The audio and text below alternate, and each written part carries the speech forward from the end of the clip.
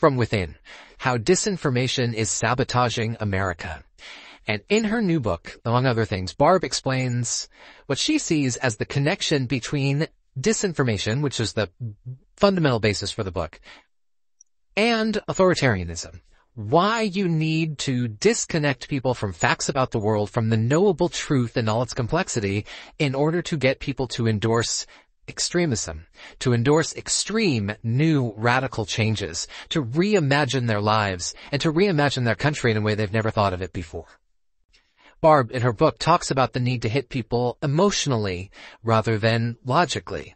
She talks about the sort of the utility of the would-be authoritarian leader or the authoritarian movement focusing rhetorically on declinism, convincing people that the country is falling apart. The country used to be great, but it's no longer great. It's falling apart. It's a disaster. If you can convince people of that, they will have an emotional reaction about being afraid at the state of the country now. They will have an emotional reaction about wanting to rescue the country. If they can be convinced that things are so far gone, they will then feel the need for extreme measures, for a strong man to come in.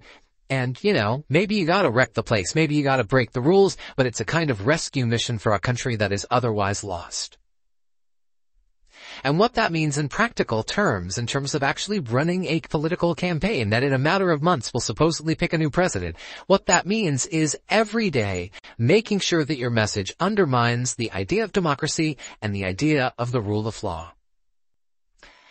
And, the politics of running against democracy, the politics of getting Americans to distrust elections and ultimately not want them anymore, that is inextricably intertwined with getting Americans to distrust the legal system, to not trust the courts and not trust the justice system anymore, to not take it seriously, to not obey its dictates, to not respect any of its rules.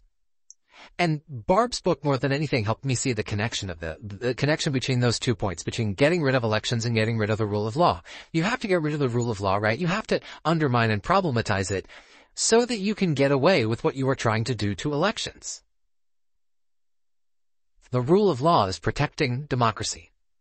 We've got to get rid of the rule of law.